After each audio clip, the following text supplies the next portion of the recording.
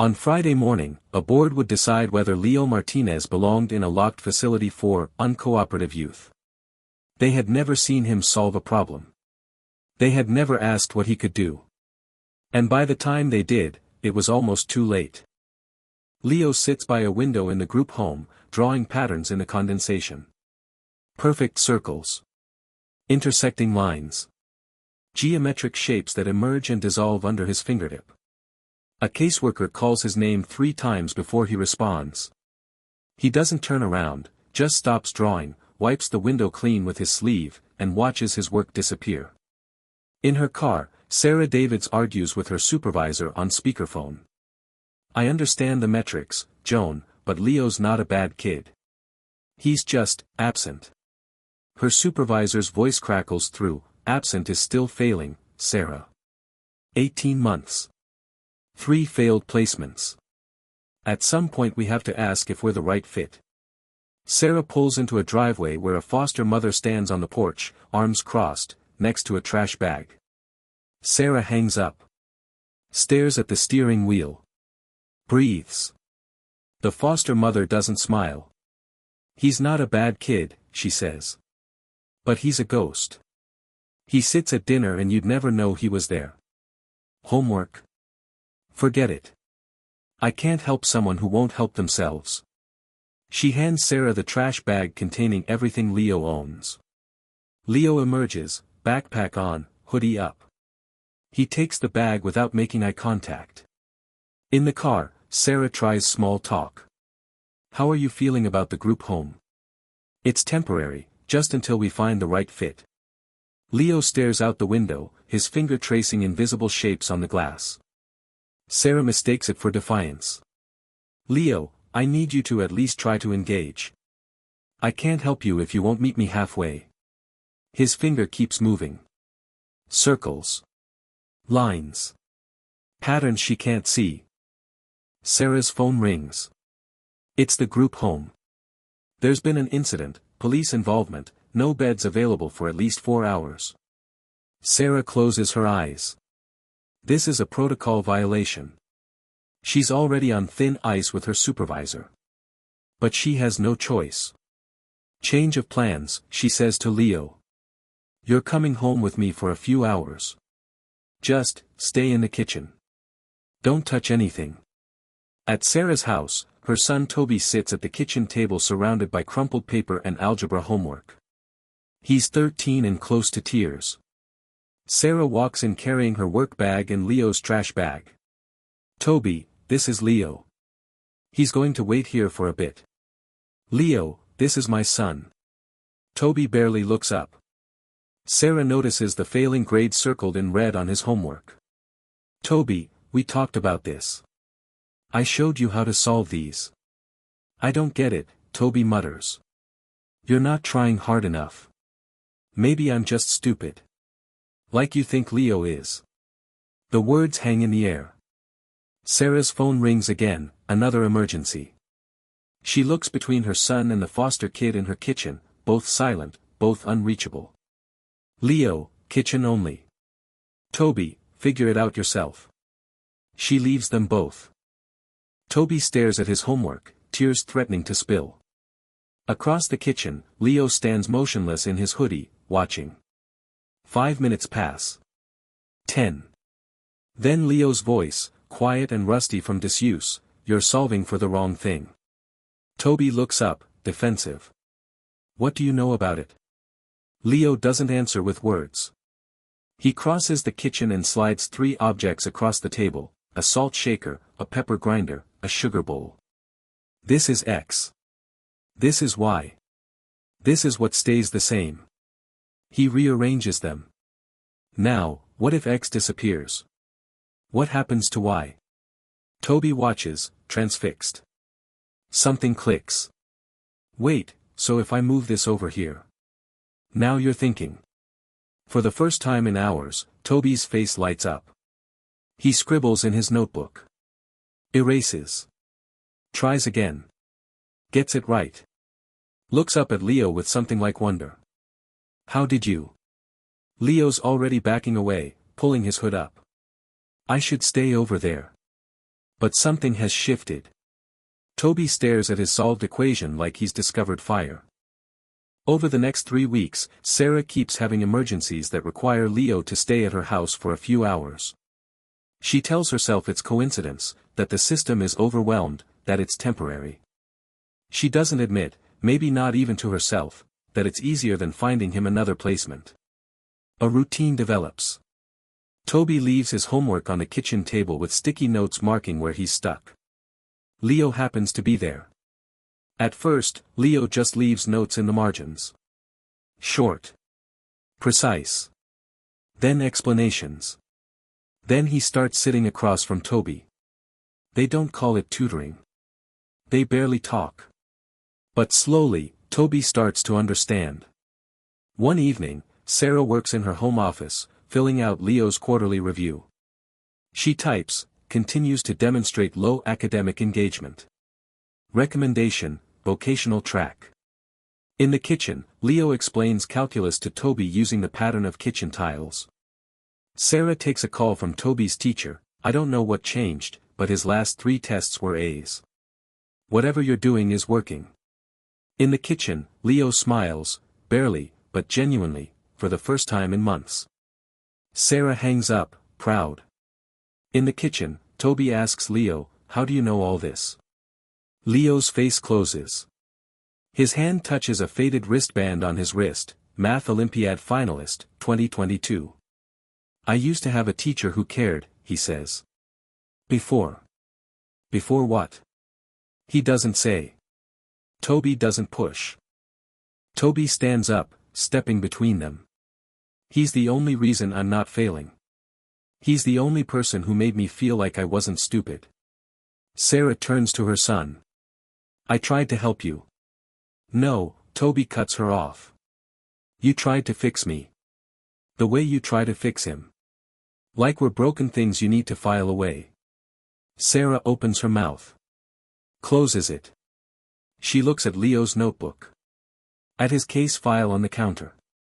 At her son, defending a boy she wrote off months ago. Toby, go to your room. Mom. Please. Toby leaves. Sarah and Leo stand in the kitchen, the silence enormous between them. Finally, Sarah speaks, her voice smaller. I'm sorry. Leo doesn't respond. Just gathers his notebook and walks out. Sarah sits alone at her kitchen table. Leo's notebook on one side. His case file on the other. She opens the file and reads, IQ test administered at intake, 87. Below average cognitive function. Academic prognosis, poor. She looks at the calculus in his notebook. Something is wrong. She spends the next 2 hours on her laptop, digging through records. Finally, she finds it, Leo's elementary school file. 3rd grade, tested into the gifted program. 4th grade, enrolled in advanced mathematics. 5th grade, won a regional math competition. And then his mother died. He entered foster care. The records stop. The testing stops. No one ever tested him again. They tested him once, while he was grieving, while his world was ending, and when he scored low, they filed him as low aptitude, and moved on. He became invisible. Sarah puts her head in her hands. The conference room is fluorescent lit and institutional. 5 people sit on one side of the table, Leo's review board.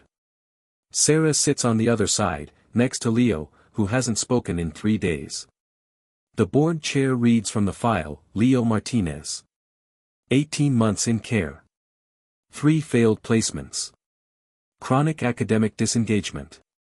Recommendation, Level 4 restrictive placement pending behavioral assessment. Level 4. The lockdown facility. Sarah takes a breath. I'd like to submit additional evidence. She places 2 things on the table, Leo's case file. And Toby's math test, with Leo's handwriting in the margins. The board members lean forward, confused. Sarah begins. I've been a caseworker for 12 years. I'm good at my job. I close cases. I follow protocol. And I almost destroyed this kid because I never looked past page 1. Her voice is steady, but her hands shake. Leo didn't fail the system. We failed him. We tested him once, when he was 9 years old, when he'd just lost his mother, and we filed him as low aptitude. And then we never tested him again. We never asked. For 7 years, we never asked. She slides Leo's notebook across the table. He taught my son calculus. In my kitchen. While I was in the next room writing reports about his lack of academic engagement. One of the board members flips through the notebook. Her eyes widen. Sarah continues, her voice breaking now. He didn't speak because we weren't listening. He didn't engage because we gave him nothing worth engaging with. We documented everything he couldn't do and never spent 10 minutes asking what he could. She looks at Leo, who's staring at the table. I don't know how to fix this system. But I know that putting this kid in a lockdown facility for being invisible is not the answer. Silence. The board chair clears his throat. Miss Davids. You violated protocol by bringing a client into your home. I know. We'll need to review your caseload. There may be consequences. I understand. More silence. The board members look at each other. Finally, we're tabling the Level 4 recommendation. Pending a full educational and psychological assessment. This hearing is adjourned. 3 months later. Leo has been accepted to a specialized STEM boarding school across the state. Sarah and Toby drive him there in silence. In the back seat, Toby holds a wrapped package. Halfway through the drive, he hands it forward to Leo. Open it. Leo unwraps it carefully. It's Toby's graphing calculator, the expensive one Toby saved up for, the one he was so proud of. You're gonna need this more than me, Toby says. Leo stares at it. I can't. You already taught me everything I need to know. Well, not everything. But enough to teach myself the rest. Toby smiles. You showed me I wasn't bad at math. I was just scared of being wrong. Leo holds the calculator like it might break. What if I'm still scared? Then you'll be scared and smart. That's better than scared and convinced you're stupid. Sarah watches them in the rearview mirror and has to look away. At the school, Leo stands at the entrance with his bag, his trash bag replaced by an actual suitcase Sarah bought him. He hesitates. Sarah starts to say something professional, something from the caseworker handbook. Then she stops herself. Leo. What do you want?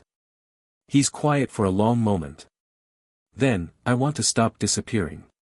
Then don't. It's not a solution. It's not a promise. It's just the truth. Leo nods. Adjusts his backpack. Walks toward the door. Halfway there, he turns back. Miss Davids. Thank you for asking. Then he's gone. Sarah sits in her office. A new file on her desk. New kid, same story, behavioral issues, academic failure, 3 failed placements. She opens the file and reads the familiar language. Defiant. Uncooperative. Poor prognosis. She picks up a pen. Flips past all the reports to a blank page at the back. Writes at the top, what I don't know yet. There's a knock on her door. A kid stands there, 14, hoodie up, eyes on the floor. Sarah closes the file. Stands. Extends her hand. Hi. I'm Sarah. Before we get into all the paperwork, I want to ask you something, and I want you to be honest.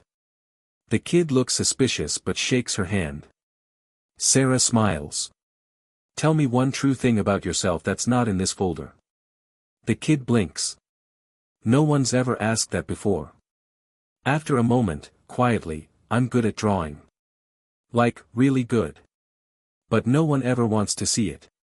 Sarah pulls out a blank piece of paper.